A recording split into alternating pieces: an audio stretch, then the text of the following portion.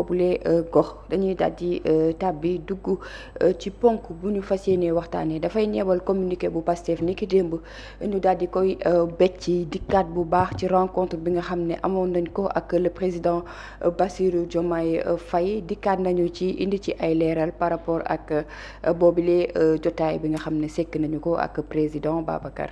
waaw wax ji de mooy que ne wax nañ waaye ndax indi nañ leeral moom laaj gu samp la ndax ñu baree bari ñëwal lu jëm ci googu les communiqué laaj gi ñuy samp mooy lan lees ci mën a téye lan lañ ci mën a téye googu nag moom moo xaw a doy waar ndax communiqué bi daal moom moo def débat maanaam moo indiwaat coow lu bare bare loo xam ne am na ci ñenn ñi nga xam ne ñoo bokkee ci biir Pastef tout comme les observateurs jàpp ne ani lañ moom la ñu mën a retenir ci li nga xam ne moo di communiqué bi ndax daanaka boo koy xool communiqué ba lam waxul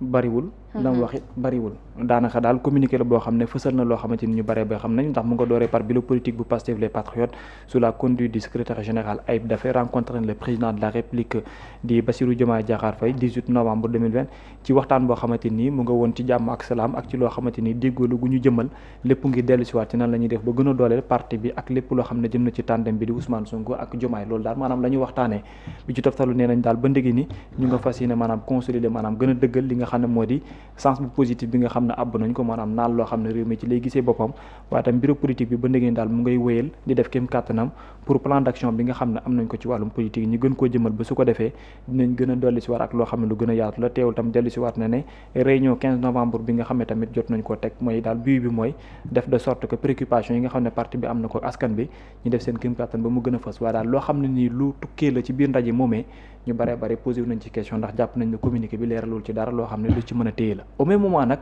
am ñoo xamante ni ñoom jéggi nañ communiqué ba mais siiwal nañ la nga xam ne moo ci ne en l'occurrence ko ci mel ne l'honorable député Cheikh Bara Ndiaye moom mu xanaa ndekkiwul kay ndekkiwul te ndekkiwul de déedéet l'honorable député Cheikh Bara Ndiaye moom jéggi na ko ba teg ci table ji lépp loo xamante ni daanaka lu jëm ci communiqué boobu la keneen ki tamit moo di soxna Marie Rose Faye mi nga xam ne moom tam fësal na daanaka ci wax bi nga xamante ni am na ci penc muy mel ni daal communiqué bi coow la gu mag boo xamante ni ab débat bu mu teg ci mbedd mi la ñuy xaar nag bureau politique boobu ndax dina ci dellusiwaatam déet teewul nag ñu bari ci waa Pastef na jaruloon sax ñu koy génne ndax daanaka amul njëriñ. alors Mouhamed communiqué bi noo ko jàngatee parce que communiqué bi ci rencontre bi nga xam ne amoon na diggante bureau politique bu Pastef ak le président Bassirou Diomaye Faye mais ci communiqué bi kenn mënul am lu leer wala sax lan moo tënkoon bi lay waxtaan ci communiqué bi le communiqué en quelque sorte n'est pas clair. waaw xam nga lépp loo gis aussi pour nga comprendre ko. da nga koy delloo sa contexte ba parce que loolu moom moo lay permettre aussi nga mën a xam lan moo waral lii am na sax ñoo xam ne gis naa dañoo modifier communiqué bi bind si alhamdulilah benn yoon comme ça alhamdulilah dafa xew. jàpp seen ñàmbur. gis naa sax Ousmane Diagne ne léegi man sax dama siy yokk rabil alamin bi ndax jàmm am boobu. am maanaam balaa Fatiha bi di jeex jàmm ñëw. jàmm am donc pour dire que ku nekk ak gis-gis bi nga xam ne moom nga si am mais ban contexte la communiqué bi génnee. parce que ñoom dañoo dem palais mais laataa ñu dem palais pourtant communiqué bi am na lu ci xibaar war na que dañoo amoon benn réunion le samedi. pour génne orientation yi jël te am na tamit information wax ne que gis nañ le président du parti Pastef laata ñu gis le président de la République Bassirou Diomaye Faye parce que booy xool aussi bu ñuy wax coow ci diggante ñaar ñooñu la. donc boo dégloo kii war nga mën a déglu ko sa des waxtaan quoi ba déglu sax parce que boo nee déglu day mel ni waxtaan. boo waxtaanee kii war nga mën a waxtaan ak ka sa des donc bi ñu waxtaanee ak le président du parti Pastef def na réunion wax ne dafa am agenda bi ñuy suivre pour gën a rataxal diggante bi ñu dem gis ak le président de la république barki démb su guddi bi ñu gisante ak le président de la république yéenekaay yi am na lu ñu génne ci waxtaan bi. mais balaa loolu di am balaa yéenekaay di génne parce que yéenekaay balaa ñuy génne day fekk bët set mais ci guddi gi rek ay alhamdulilah lu bari dafa génn ñoom Maître Abdoulaye Tall génne alhamdulilah. am beneen député bu génnee Sonko Diomaye nee na du mës a def lu métti Sonko du ko mës a def Sonko mooy Diomaye mooy Sonko loolu commencé law. mais si digg guddi gi mbir yi ëbbatiku. ci yenn information ñëw ne certes président Diomaye kat wax na loolu waaye la waral coow li dëggantaan président Diomaye dellu si gannaaw. te loolu aussi c'est la réalité. mooy mbirum Mimi Touré ak Abdourahmane Diouf. benn président delloo si gannaaw. ñaar le président wax sax booy xool dalalul xel. si ku bokk Pastef wala koo xam ne nii yaakaaroon nga ne si wàll donc loolu noonu bu amee coow lu jug après ñu naan mais ce que mbaa bureau politique ñoom ñoo demoon foofu mais tey ñoo leeral benn yoon. nit ñi di xaar leeral ci ñoom mais dafa mel ni li ñu indi. ñu wax ñu lu ñu xamoon ba pare. waaw léegi fa la jafe-jafe bi nekk maanaam ñoom li ñu wax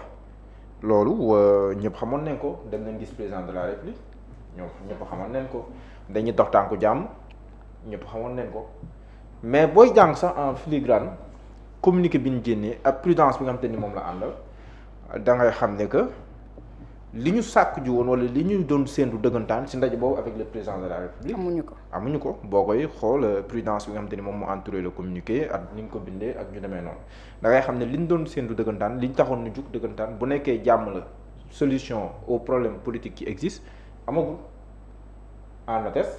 soxna Mimi Touré miy des ak as mi nga xam te mi ngi des léegi Sonko mooy Diomaye mooy Sonko loolu yàgg nañ ko wax loolu du doon loo xam ne nii. lu bees la li mu wax si 2029 yi tamit ku nekk mën nga si am sa jàngat donc boor boo ko mënti jëlee da ngay gis ne que bëri woon na lu ñu sàkk woon te amuñu ko léegi loolu mooy déggin bi nga xam te ni moo si war a am mais lii am solo te ñu wax ko si biir communiqué bi mooy dañuy wéyal waxtaan yi loolu c'est important que ñu wéyal ko parce que de part et d'autre il y a ku si nekk loo xam ne ni moom nga jàpp si booy jàngat li nga xam ne ni moom mooy génn si penc mi ngi dooree si génn bi président parti Pastef génn dur ñaari nit baaraam ne ñi waratuñu liggéeyu ñun moom boobu am na lu mu si séntu woon si wàllum politique parce que am na lu mu yëgoon am lu mu wax tontuwaale ñoom as ak ñiy jënoon di wax ak yu demee noonu mais tamit bëgg a tegaat loo xam ne nii sur la place publique dina pousser le président de la République à réagir ce qui a été fait le mardi bis topp le président de la République a réagi par la désignation de Sohna Mimi Touré yooyu noonu léegi de part et d'autre am na lu ku nekk mën na reprocher sama président Diomaye mën na reprocher au président du parti Pastef que mu mel ni ku koy sës si mur bi parce que jox ko choix diw ak diw waruñu liggéey ak ñoom loolu c'est un problème parce que waxoon naa ko depuis le premier jour loolu su ko defee problème la su ko deful problème la. apparemment deuxième option bi moom la président Bassirou Diomaye Faye jëlagum ba fi ñu toll nii mais li ñu séntoon si wàllum politique. ak réaction bi président Bassirou Diomaye Faye def est-ce que amul lu mu wane que président Diomaye kat par rapport ak Pastef seen orientation président Diomaye jël na beneen yoon bu wuteeg orientation parce que même bu nekkee nee na mi ngi des ba tey si biir mais boo desee si biir bureau politique bi wax ne que kii mun ñoo liggéey ak moom ak yooyu nga maintenir ko kon ça veut dire que si wàllum doxalin bu nekk yaa ngi si biir tamit si wàllum doxalin jël nga le contribuer du bureau politique qui est par ailleurs l'instance dirigeante dirigée par le président Ousmane Sonko mais mooy kuréel bi nga xam te ni moom mooy dogal. biir Pastef. donc loolu noonu yëpp bu si amee ku si nekk am na looy xoolee si moom léegi nag li ma dégg naan que le président wax na que dañ ko war a respecter ak yu demee noonu on l'a dit ici sur le plateau c'est dans l'intérêt de tout le monde de parler au président de la République avec déférence ak lii nga xam ne le respect qui lui est dû. jox ko cër même le président du parti Pastef. moom bi coow nomination amee woon bi mu génne la loo président de la république du koo xam ne ni da ngay woñ loxoom di ko exiger ak yooyu noonu loolu man mii sax du ma ko nangu président Diomaye di ko nangu léegi loolu na nga ko wéyal parce que personne ne gagne à affaiblir le président de la république parce que tey jii président bi Bassirou Diomaye Diakhar Faye la tudd en 2029 xamuñ nan lay tudd mun na am président Bassirou Diomaye Faye lay tudd mun na am Ousmane Sonko lay tudd mun na am Babacar Kébé lay tudd mun na am Sohna Astou Konaté lay tudd donc gëdd bi nga war a jox kooku du moom mais la mu représenté la ak yu demee noonu donc loolu noonu yëpp bu ñu remettre tout à l'heure dinañ mën a xam nan la ñuy taxawee mais man je pense fondamentalement que orientation bi président Bassirou Diomaye Faye jël te gëm naa ne avec Diomaye président dinañ suñuwaat du si dëpp parce que avec son président de parti taxawaay bi mu jël si wàllum politique du si dëpp léegi fii la moo fi des c'est ça la grande question la moo fi des comment faire pour concilier les positions peut-être bureau politique bi si loolu la nekk di xalaat si loolu la nekk di dox te yenn yi nag boo koy dox est-ce que dina yomb sax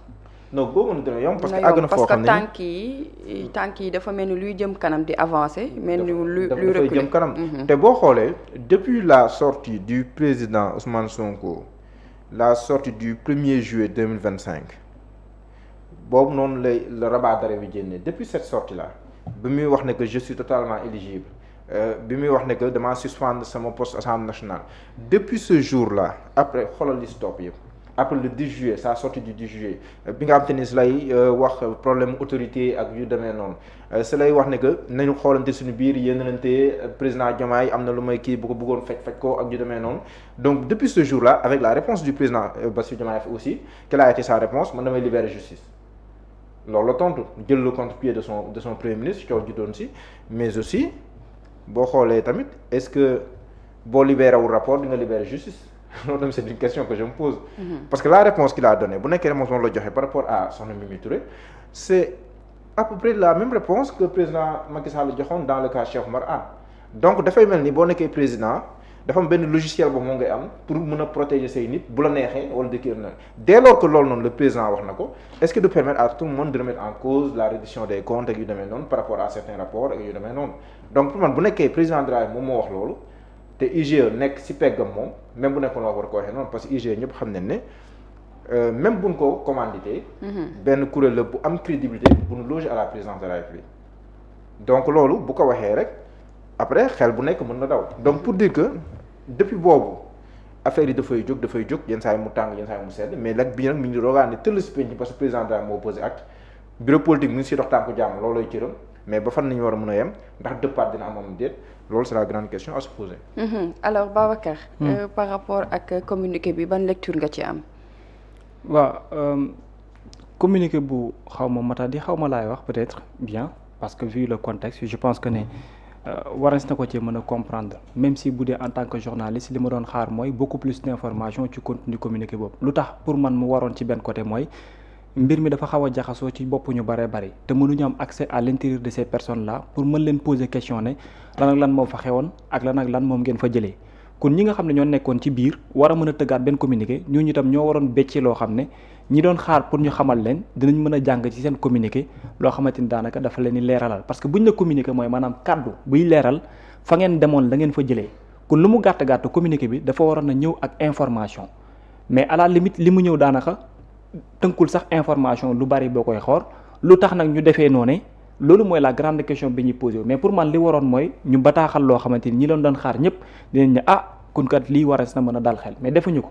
est-ce que tamit dañ koo deful parce que dafa am loo xamante moom la ñuy xaar en terme de stratégie ñëwaat li nga xam ne daanaka moo di seen ëllëg pour li ñu entamé comme négociation parce que loolu dinañ ci ñëw mais bi ma teewloo Amadou Ba après ci laa jël un tout petit peu recul ak considération bi nga xam ne amoon naa ko ci communiqué bi je me suis dit que ni c'est comme le cas de Dame Mbodj peut-être c'est comme le cas de l'actuel président de l'Assemblée peut-être parce que ñoom ñu noonu ñëpp depuis presque coow li am ñu baree bari nanguñ leen dégg parce que li daam wax mooy que ne mënuloo def une chose et son contraire c'est-à-dire bëgg di waxtaan pour indiwaat jàmm ba pare bëgg di amaat une communication boo xam ne à tout moment mën na yàq par rapport li ngay defee donc mën naa jàpp ne manquement am na ci communiqué bi mais la nga xam ne aussi moo ko wundu peut-être mën na leen cee comprendre mooy c'est une situation boo xam ne ñoom ñi nga xam ne ñoo ne ci bureau politique bi tamit sont les mieux placés pour entamer des négociations de sorte que li ñu bëgg doon loo xam ne dafay dellu si waat te comme ñoom ñoo communiqué bàyyi wala ay réserve aussi damay ni pardonner li nga xamante ni moo di cër boobu ci genn wet jàpp ne peut-être am na lu ñuy nëbb jàpp ne suñu ko waxee li mu war a mën a continuer comme defer mën na bokk ci li nga xamante ni loolu lay yàq en grosso modo loolu mooy li ma mën a tenir ci communiqué boobu noonu. Mohamed, le communiqué qui devait rassurer ne rassure pas. waaw xam nga instant yi nag waa Pastef ñu si bari ñu ngi koy wax ñii waxuñu ko ñoom dans ces genres de situation ku nekk mën ngaa génn communiqué mais ki leen di rassurer dëggantaan wala ki ñuy déglu dëggantaan wala ki ñuy xaar dëggantaan. c'est le président de Pastef. c'est le président de Pastef mooy Ousmane Sonko. or depuis boobu moom dafa nekk tekkaaral dugg ci silence ce silence là. est-ce que nekk posture bu gën ci moom également. il est stratégique ce silence parce que tamit loo mënti waxal le président du parti Pastef. est-ce qu'il est silencieux. bon est-ce qu'il est dans le silence. waaw kon leeral est-ce qu'il est dans le silence. bon man li ma tuddee silence mooy dégguma ko mu wax quoi. loolu laa tuddee silence. mais il s'exprime aussi mais il s'exprime aussi. parce que ce qui se passe dans les réseaux sociaux. oui il y a que Ousmane qui peut stopper ça. justement non. et Ousmane ne parle pas. voilà si Ousmane ne parle pas et laisse dérouler. donc ci benn côté est-ce qu'on ne peut pas retenir que ni ce qui se passe dans les réseaux sociaux c'est l'expression de Ousmane d'une autre manière peut-être. Pas forcément bien sûr je suis d'accord. mais moo tax ma constaté. waay moo tax ma constaté son silence te ñëpp xam nañ Ousmane Sonko en matière de stratégie politique parce que déclaration yi nga xam ne moom la defoon yëpp bu su nekk sax yenn saa yi parfois c'est au moment où on s'y attend le moins si lay génn wax mais bii ba si bi ñuy wax ne que ñoom ñaar gis nañ waxtaanu guddi ba mooy bu barkaati démb waxtaanu guddi ba am na sax ñu doon wax ne que man waxtaan naa ñu ñëw sax peut-être benn signal dina génn comme quoi communiquer wala photo ñu ko chose comme ça mais da nga gis ne loolu yëpp dara amu si et ce silence là je pense que c'est stratégique parce que moom saa su sentir besoin wax ci lay doog a wax. dina wax parce que Ousmane Sonko nag moom il ne fait jamais cavalier seul fi may wax il ne fait jamais cavalier seul mooy du dëgmal mbukk benn mbir wala mbir xew te du si wax askan wi. wax naa la déclaration yi mun naa ko li ma. 1er juillet 2025 def na déclaration si wàllum rabat d'arrêt bi. 10 juillet 2025 mooy wàllum autorité bi mu wax si kin faat place 10 juillet 2025 mooy bii Diomaye tonton 15 octobre 2025 wax na tamit si li nga xam ne nii defoon na déclaration 26 tamit moom mooy waaw defoon na 25 octobre 2025 si la annoncé woon le 8 ba mooy samedi mu annoncé le 8 ba le 2 novembre yi tamit. boobu noonu as moom moo posé acte après le 8 novembre defoon na méga meeting def déclaration kon à chaque fois que contexte bi am loo xam ne ni moom la laaj Ousmane Sonko dafay génn te lu muy génn dina am rapport ak la mu waxoon mais day am avancement day am évolution par rapport ak li nga xam ne loolu waxoon fàttewoon naa la sortie de Milan. de Milan parce que amoon na côté bu politique aussi boo xam woon na. kon à chaque fois que de besoin moom su sentir dafa war a génn dina génn. léegi ce silence là ba kañ la koy kii. mais objection. bi coow li amee woon dans le cadre des nominations. oui waaw boobu tam fàtte naa ko. mooy dans le cadre des nominations. bi coow li amoon dans le cadre des nominations. dafay mel ni benn bataille la bu ñu enclenché woon de manière même inopinée. envers qui le président de la République. C'était une nécessité pour Ousmane de sortir en moins presque de 3 jours. Cette fois-ci ça fait combien de jours. waaw loolu laa wax mais même le président. ça fait presque une semaine coow li mu ngi dem mais. n'empêche ba ndëgg ni mu ngi ci silence donc silence stratégique bi je suis bien d'accord mais dama doon expression bi mu ngi dem mais autrement. waaw mais xam nga je pense que ne noppeegul moo tax aussi. waaw mais dama gis ne rek moom président Diomaye même président Diomaye son silence bu leen fàttali bi ñu nommé Samba Ndiaye mu jur coow. président Diomaye fexe na bu wut occasion. pour wax ci même bu nekkee dafa ne woon damay woote jàmm législative yi di ñëw mais ñëpp xam na ne li ko intéressant si wax ji mooy question Issa Tine ba. moo tax bi question danoon noonu dañuy may benn lot de 3 questions. après de manière comment dire de manière subsidiaire mun leen maywaat yeneen 3. mais le premier lot de 3 questions bi si question bi leen intéressé duggee mooy bu Issa Tine ba. après fa leen ko yemale. loolu voilà. donc pour dire que profité pour wax li mu bëgg a wax moom tamit mais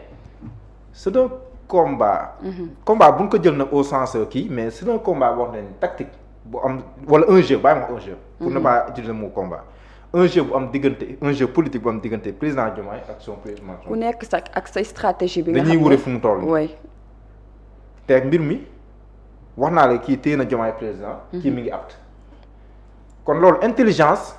moo la si génne du mbirum xadar ba pare aussi ñoom la seen biir quoi pour li Amadou Ba di wax. c'est entre eux. ñoom la seen biir Amadou Ba mi ngi naan xeexam Macky Sall am neen xadar bi waaye xeex suñu biir loolu. ñoom la seen biir quoi comme ñoom la seen biir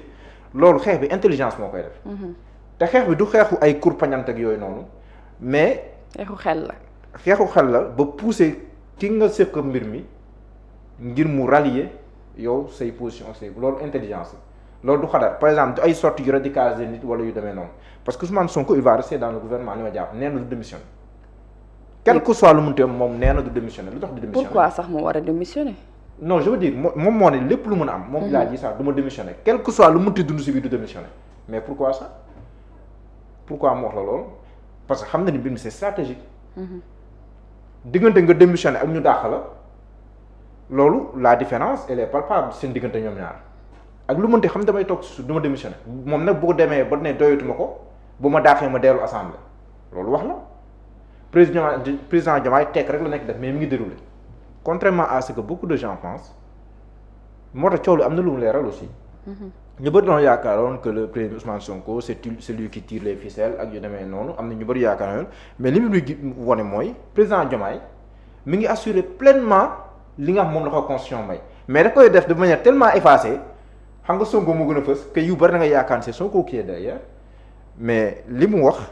boo ko dégloo bu baax da ngay xam ne kon président Diomaye bàyyiwul kenn dara.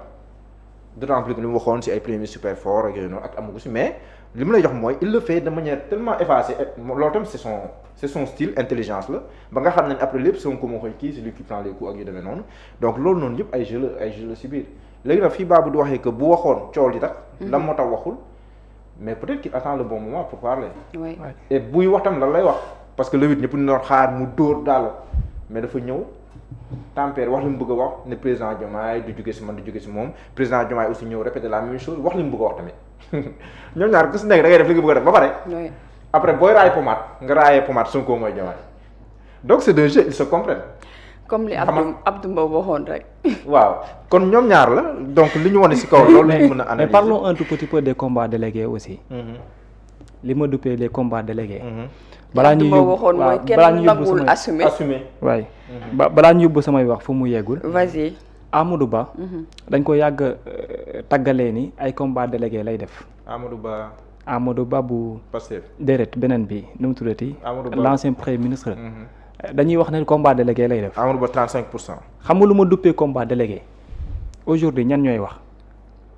les deux responsables yi nga xam ne ñoom la yitteel waxul président Bassirou Diomaye Diakhar Faye avec la coalition Diomaye président Ousmane Sonko ak APT wala Pastef ñaar ñooñu léegi ñooy guerre coalition Diomaye président ak APT wala Pastef parce que démb APT wax na Pastef wax na mais barki démb aussi également la coalition Diomaye tamit indi na une réponse ce sont des combats délégués man noonu laa ko jàppee le fait que Bassirou Diomaye Diakhar Faye garde benn silence mais sa coalition s'exprime au quotidien ça c'est une stratégie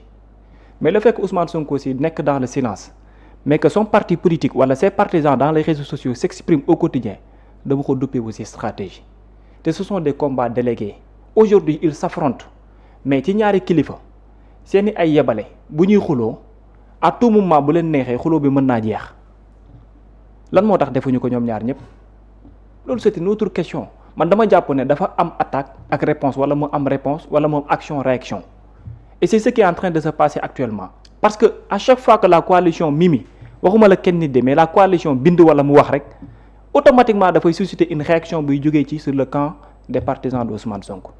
qu'est-ce qui fait que ces deux personnes yi nga xam ne à tout moment mën nañ calmer la situation ils ne parlent pas c'est ce qui fait que les dérives aussi continuent entre guillemets parce que là lii xew dans la coalition dafa neex Diomaye moo tax muy continuer di am mais tamit lii xew également ci biir Pastef ak yeneen parce que est-ce que neexul aussi Ousmane Sonko moo tax muy continuer di am ndax nee naa la fii bi ñu fi waxee ci wàllum nomination bi coow li amee Ousmane Sonko dafa génn dal seen kaw na leen stop la leen wax stop parce que c'est pas comme ça qu'on doit régler les choses nii la leen ko waxee na leen ne ab président de la République dafa am doye boo xam ne kenn du wañ loxoom lan moo tax ba ndegi ñu def ko bi fi coow li ju bëri ñu bare jàpp ci naan premier ministre ambition premier ministre nangam ak nangam Diomaye dafa jàkkaarloog yéen lan la wax je réitère bi muy def discours am bopp je réitère ma confiance entière totale et absolue à Ousmane Sonko pour wan leen na leen ne tey laa gën a dëggu ci fi mu ko teg tey laa ko gën a jox confiance doute bi nit ñi di nekk nii di demee diggante moom lu tax deful communication bi ni mel bi ñuy attaqué Diomaye que la génn am nu mu waxee pour protéger son frère aujourd'hui qu'est-ce qui se passe